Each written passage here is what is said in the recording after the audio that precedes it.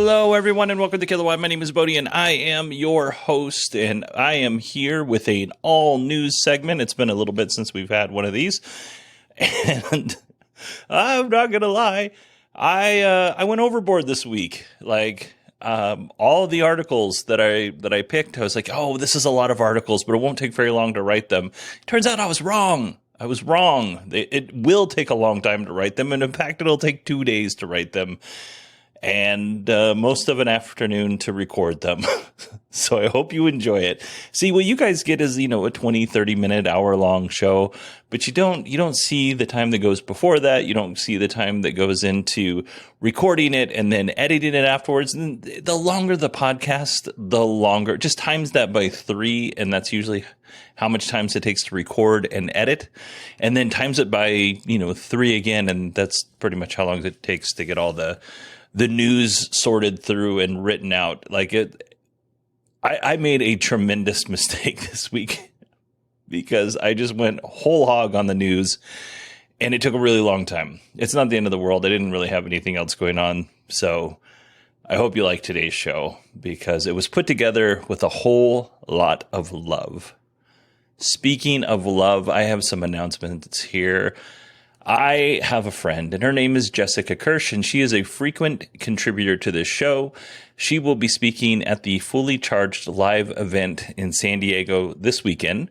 So her presentation is entitled How Elon's Multiplanetary Mission Might Make Life on Earth Better. It's a good title.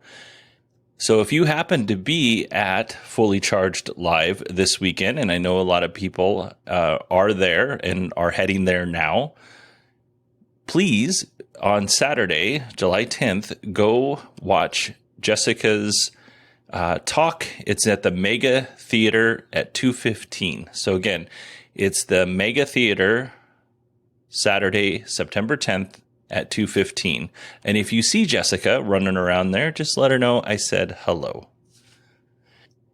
And next up, I was on Allison Sheridan's show, NozillaCast, episode 904. I'll put a link in the show notes. Allison and I talked about affordable EVs. And by affordable, I mean EVs that cost around $30,000 US. Two of these vehicles we've discussed on this show before, but the third EV, and the one that I saved for last, is possibly the coolest EV I think out there that's under $30,000 just because of the amount of creativity that had to go into this vehicle. But I've never mentioned it on this show. So if you want to know about it, you got to go listen to Allison's show. So NozillaCast, episode 904. And I think you're going to like it. Allison and I had a lot of fun. And I want to thank Allison for letting me come on and talk about really cool EVs under $30,000. And I think we might do it again. Who knows? There's a link in the show notes. All right, let's go ahead and jump into some EV news here. Apple this week announced a new feature for the Apple Watch and Apple iPhone called crash detection. Basically what this is, if you get into a car accident, it alerts your phone, detects that you got into an accident, and it says, hey, are you okay? It seems like you got in a crash. If you don't respond, then it will call 911 and whoever you've told it else to contact in case of emergencies. Really cool feature. However, when I was watching the presentation this week, I was like, you know what? That reminds me of something way back in 2016 in Sunnyvale, California, in some buildings that Apple owned. Neighbors were complaining because they heard a ton of banging and crashing, and they heard motors, and they just weren't sure what was going on. But it was making a lot of loud noises late at night. And at the time, there were a lot of Project Titan, which is Apple's rumored car project. There was a lot of Project Titan type of rumors going around. So everybody just kind of figured that in these 7 buildings that Apple had in this area, that was actually considered to be their, according to Apple Insider, Apple automotive testing facilities.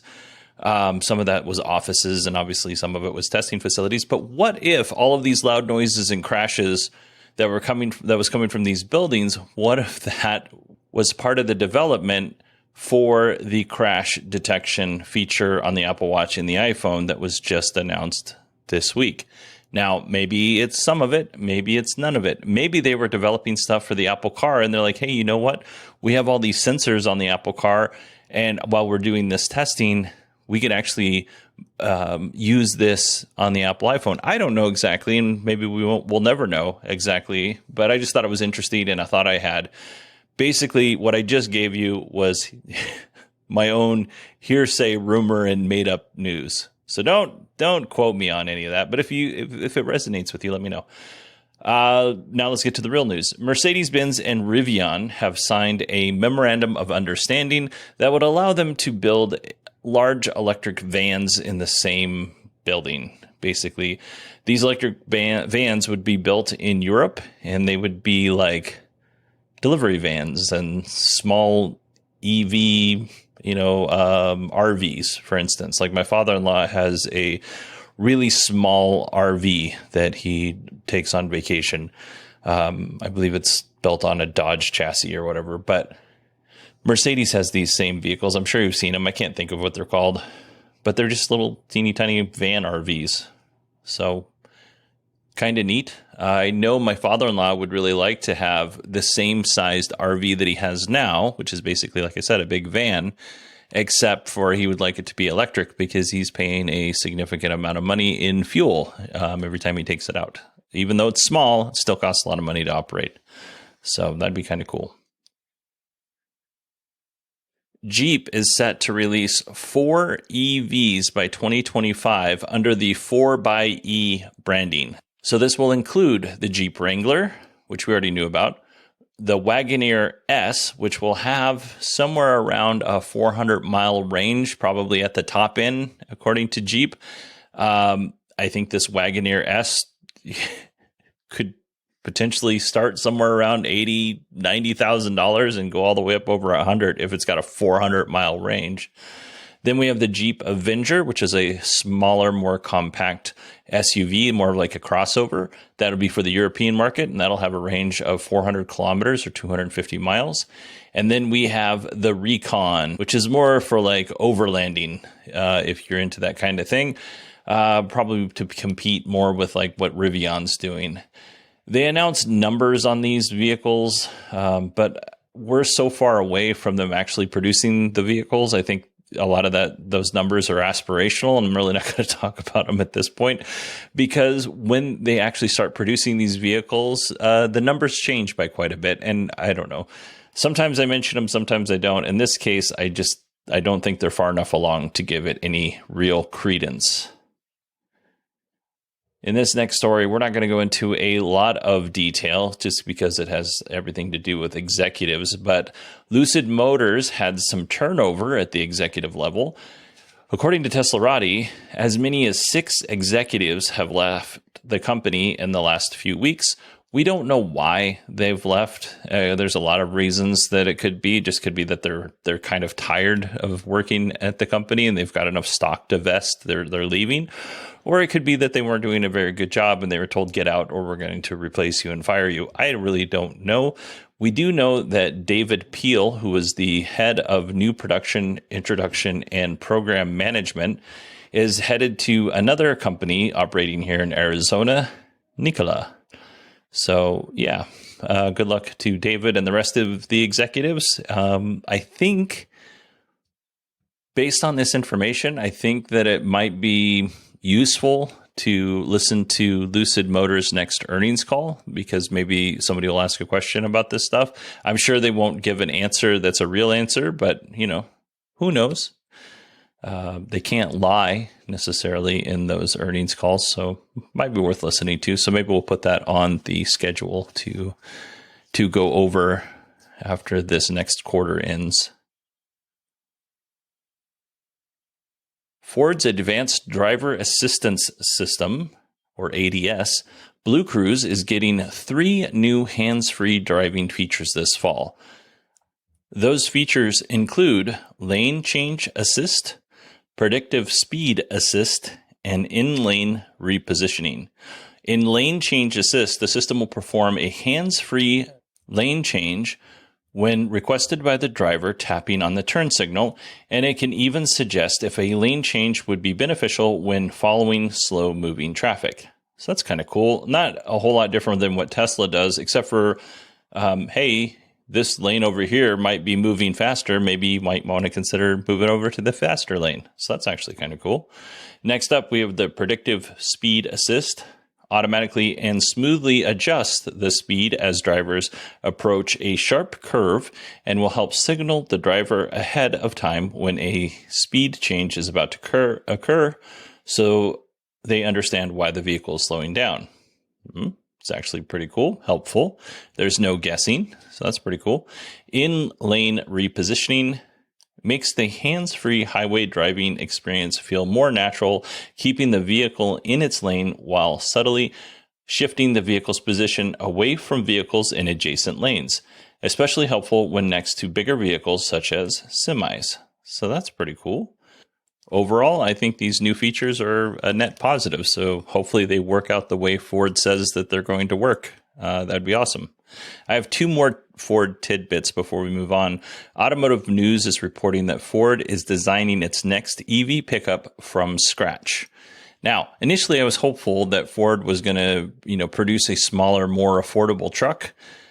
But the more I think on it, I really believe that the truck that they're going to design from the ground up is going to be a bigger and more expensive truck. And then the technological advances that they get from that vehicle will filter its way down the line to the F-150 Lightning and then to the Maverick and the Ranger, whichever one they decide to electrify, or both. And, I'm a little bummed out because I would really like a more affordable truck. But on the other side, Ford's got to make money, so I kind of understand. Again, this is just me thinking out loud. I don't know if this is going to be the case or not, but I wouldn't be surprised if it was a more expensive vehicle that Ford was producing here. Last little tidbit here. Ford CEO Jim Farley will meet with dealers next week and ask them to lower EV prices by about $2,000. The reason why he'd like dealers to lower EV prices is because he wants to be competitive with Tesla. I would also, throw in the huge dealer markups that some of these dealers are attaching to F-150 Lightnings and other vehicles because it's hard to get them right now, or it's a little bit more difficult to get them than it normally would be. But, $2,000 is a good start. But I want to talk to Jim Farley just a second. I just want to say good luck. And I want to say I had a whole diatribe that I ended up deleting. I'm just going to say good luck, Jim. Good luck. Good luck. Australia's most affordable EV is the MGZ, because it's Australia S. So to eliminate confusion, the vehicle I'm talking about right now is the MGZS. This is actually a very decent looking car. It's an SUV. It's not a car. There's nothing about it that's super special, and there's nothing about it that's awful. It kind of reminds me of something that Toyota might put out. It's a good looking car. So the MGZS comes in two different models in Australia. It comes in the Excite model, which has 3 driving modes: Eco, Normal, and Sport. 3 regenerative braking modes, 1, 2, and 3. Push button start. It's got an iPhone Android app. Let's see. It's got all the standard features that you would normally find in a phone app. 360 view camera, a 10.1 multifunction color touchscreen. Oh, I should have mentioned this when I mentioned the iPhone app, but it's got an Apple CarPlay and Android Auto, 17-inch diamond cut alloy wheels, MG driver pilot safety technology, so that's their ADAS. It's got a range of 320 kilometers, which is just short of 200 miles if you live here in the United States. 7-year battery warranty. The price is 44,990 Australian dollars. If you convert that to US dollars, it's 33,901 US dollars. So pretty good. But if you go with the Essence, which is the upgraded package, so for a little bit more money, and I'm going to tell you how much more in just a second, you're going to get front seat heating for the driver and the passenger, a panoramic glass sunroof, rain sensing wipers, roof rails, wireless phone charger, synthetic leather seats, or just synthetic seats because there's no it doesn't matter. Blind spot detection, rear cross traffic alert. I believe the miles are still pretty close to the same. I didn't write that down. I apologize. But the price is 48,990 Australian dollars, or 37,000 US dollars.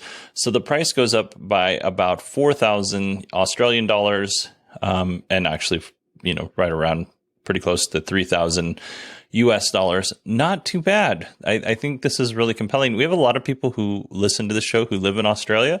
And if you happen to live in Australia and you're listening to the show right now, and you know somebody that has one of these vehicles, I would like you to send me your thoughts if you don't mind, and I'll read it on the show. It's Bodie, the stutter's coming back. It's Bodie, BODIE at 918digital.com if you would like to send me an email letting me know, or if you live anywhere else, because I know they're in the UK. I know they're in other places. So if you know somebody that has one of these vehicles, or you have one of them and you want to give me your thoughts, just send me an email and I will read it on the air. All right, let's talk about General Motors. General Motors is telling U.S. Buick dealers if they don't want to sell, invest in, and support EVs, then GM will be happy to buy them out. Now, if you remember back a couple months ago, GM made similar offers to Cadillac dealers who didn't want to invest the $200,000 to $500,000 per store for training and equipment to support EVs. GM is going out of their way to ensure people know that they're serious about EVs. So this is pretty cool. But that's not all. We have more GM news. We talked about in the past the Buick EVs, which is what we just talked about just a second ago. Cadillac EVs, Hummer EVs, the Silverado, and the Blazer EVs. Well, Chevy announced back in January at CES, they announced the Chevy Equinox. We covered the Blazer and a little bit of the Silverado, but we really didn't talk much about the Equinox, and really this is why. It's because Chevy claimed that the Equinox would start around $30,000. The reason I didn't talk about it then was pretty close to the same reason why I didn't talk much about Jeep's, numbers, the numbers they were putting out there for their vehicles. It's because we're still a ways away from manufacturing, and anybody can spew out numbers. What I want to see is, in reality, are we going to actually hit those numbers? Well, we're getting closer to production time for the Chevy Equinox, and Chevy is still saying, hey, we are going to start the price of this vehicle around $30,000. That doesn't mean that it's going to be below. That doesn't necessarily mean that it's going to be above. It just means it's going to be around $30,000. Well, now that we're getting closer to production and Chevy keeps doubling down on this price for Equinox as an affordable EV, I'm really starting to believe them. And so now I feel more comfortable about talking about it. Now, the Equinox looks a little bit like the Chevy Blazer, just a little bit smaller and maybe not as refined. But honestly, I did not like the look of the Chevy Blazer, and I kind of like the look of the Equinox more. I don't love the look of the Equinox. I don't want to mislead you, but when I look at the Equinox and the Chevy Blazer EV together, I prefer the Equinox out of the two. Like the Blazer, the Silverado, and the Hummer EVs and the Cadillac EVs, the Equinox is going to be built on the Ultium platform. It's going to have 3 trim levels with 5 different variations. So we're looking at the 1LT, which will be the most affordable version of the vehicle, will be released sometime in 2024.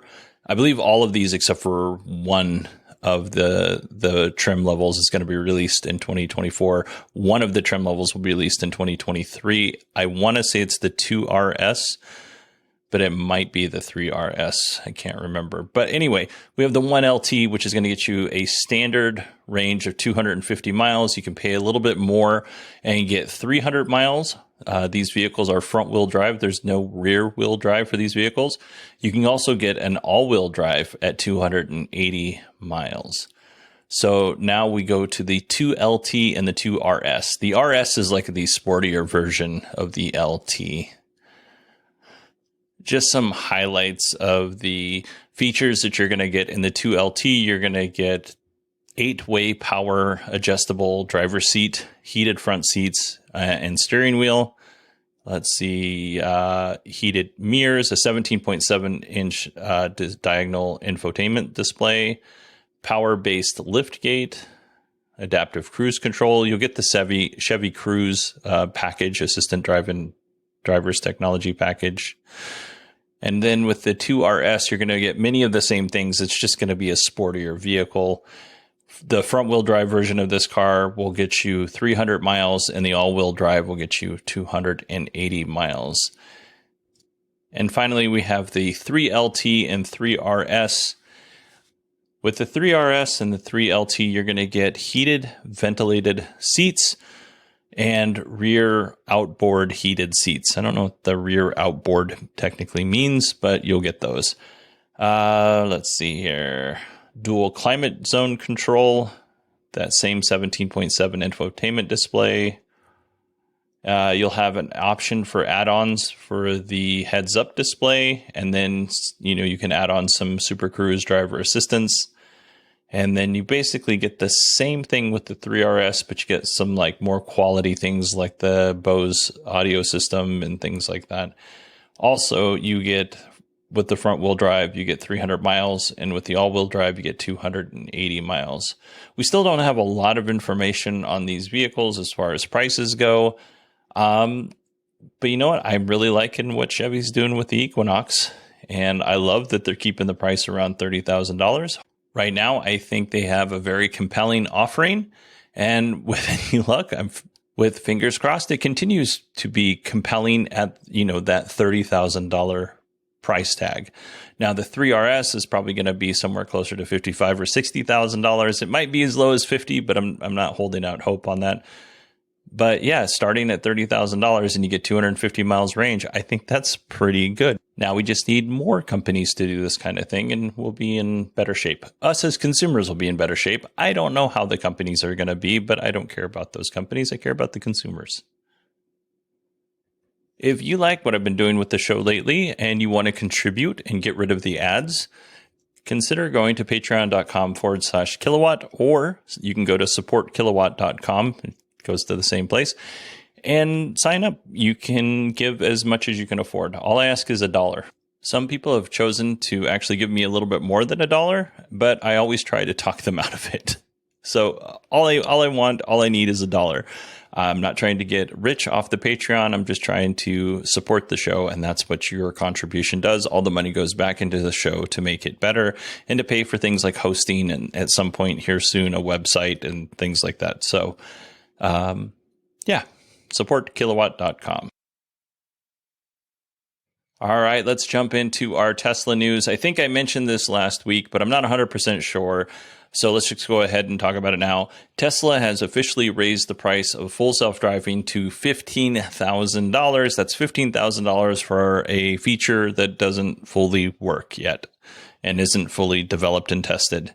So I see a lot of people who are diehard Tesla fans online who are not, or like, that's way too much money.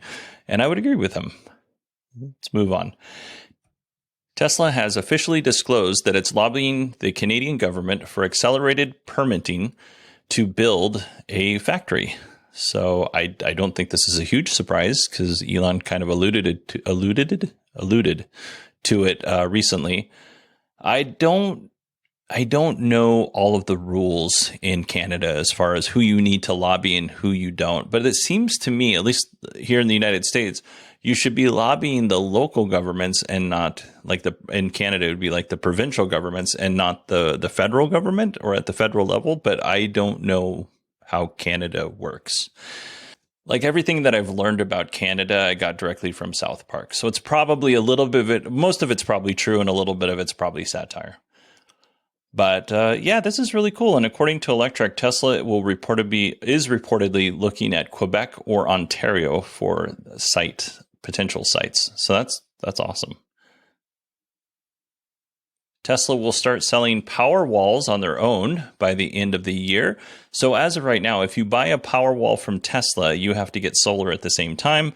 If you go through a third-party company like Steve and Allison did, you can buy Powerwalls on their own. But with the heat wave in California, or just basically the heat wave all over the country right now, Elon went on Twitter and was like, you know what, Powerwalls will be available again to buy on their own sometime by the end of the year. And hopefully that's true. I think that would be awesome. And maybe this was Tesla's plan all along, but yeah. Last week, Allison sent me a screen grab of the weather where she's at in California. She's in the LA area, and it was 108. It was 108 in LA, and she lives fairly close to the ocean. And for me, at my house, it was 104. So it was actually hotter in LA, closer to the ocean, than it was here in Arizona, which is commonly known as Hell's Doorstep. So maybe not for long. Maybe it'll be LA. Let's move on to DC fast charging. DC fast charging time could be cut by as much as 60% thanks to some new research coming out of the Idaho National Laboratory. This means that you could charge a battery from 0 to 90% in 10 minutes. The best part is this requires no additional hardware or no new battery chemistries or battery management software or hardware. Everything is done through a software update. So we all know that charging your EV battery up really fast can be bad for the battery. It could, reduce the life of the battery. It could damage the battery. So what are the folks at the Idaho National Laboratory doing different? Well, these researchers use AI to alternate amperage and voltage while the vehicle is charging, which allows a different charging curve. Now, I'm not going to attempt to explain something to you that I don't understand. So all we need to know is that this could, if auto manufacturers adopt this kind of technology or protocol or whatever it is, if they adopt it, one of those arguments against electric vehicles, like, yeah, but it takes you an hour to charge your vehicle, that goes away. Now, 10 minutes is much closer to when somebody with an ICE vehicle is getting fuel. So that's pretty good.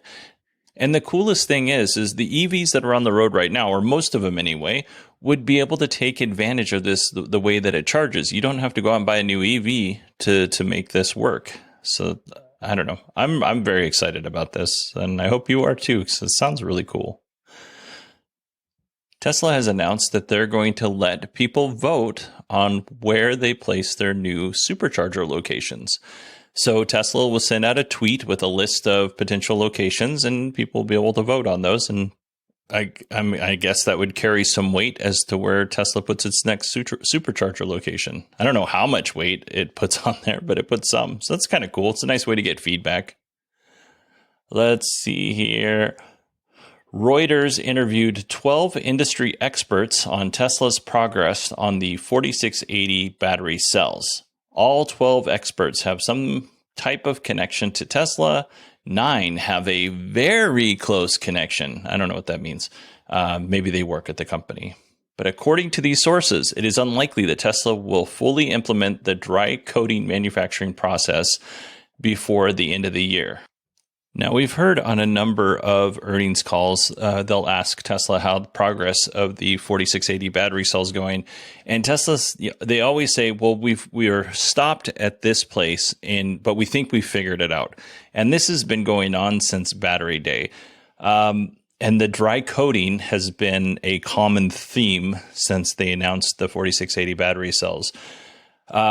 They just can't produce the cells in large volume. They do fine when it's in small volume, but then it adds complications when you're trying to do it in large volume. So right now you got to think of the 4680 battery cells more as like an artisanal battery cell and not a mass market battery cell. And what Tesla needs is they need a mass market battery cell. Artisanal is great, but they need to put those bad chickens in Model Ys and Cybertrucks, and eventually work its way into the other Tesla models. Now, I watched a couple of YouTube videos and I read some articles on how dry coating works versus wet coating. And honestly, I did not understand at all. It was very confusing. So I'm not going to try to explain the process of dry coating versus the process of wet coating, because I'll probably get a lot of things wrong. But what I can tell you is that dry coating is a little bit more complicated than wet coating, But dry coating reduces costs, which is important, and fabrication times. So here are a few advantages of dry coating over wet coating, and that's coating. I think I say coating, like CODING. I'm actually talking about coating, like you're going to coat something in a material. So there's fewer preparation steps. It takes less equipment. There's a lower capital expenditure, and then operating costs are obviously lower. The equipment needed as far as a footprint on the factory is about 1/10 the size of the wet coating process. So it takes a smaller footprint. It reduces the energy required to produce the battery cells. It's better for the environment, and it requires a smaller labor force. So just right there, just in the advantages of dry coating over wet coating, you can see why Tesla would be interested in making this technology work. And just because Tesla doesn't have it figured out yet, that doesn't mean that they're going to fail. That just means that it's going to take more time for them to figure it out. But the advantages, once they get it figured out, let's go over those advantages. Right now, a Model Y uses 4,400 2170 battery cells. I'll say that again. It's 4,400 2170 battery cells, which that's a pretty big number. Those cells require 17,600 points that need to be welded. So it's 4 points per cell. When Tesla figures out the 4680 battery cells, the Model Y will use only 830 cells and will only require 1,660 welding points. So we're talking, 16,000 less welding points and something close to 3,600, 3,500 plus less battery cells you need once they get the 4680 battery cells figured out. So that's significant. Like, that's huge. And to further demonstrate how important this is, that would mean that a standard battery pack would be reduced in weight by about 55 pounds, and that would save Tesla between $500 and $600 per battery pack.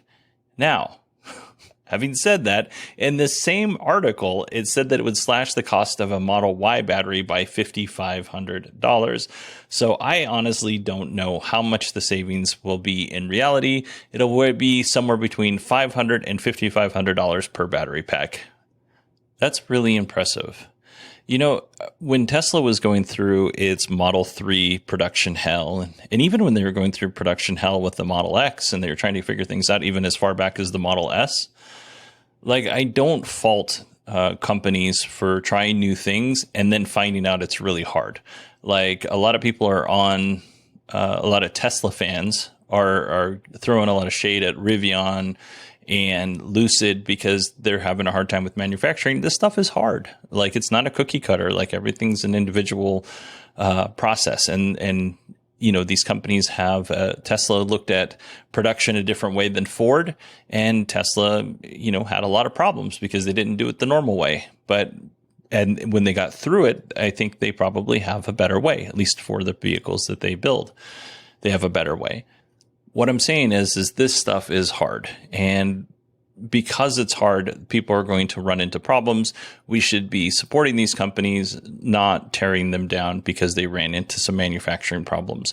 Have you ever tried to put together an IKEA dresser, or anything from IKEA for that matter?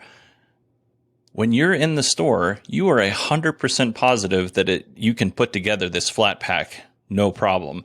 And then when you have all the parts laid out and you're missing something, or something's not fitting together right, it becomes a significantly more frustrating process. And times that by 1,000,000, and that's probably what it's like building a car. So again, support these companies. Don't throw shade at them because they haven't gotten production right yet, because Tesla went for a long time before they got production right, and they still have some problems.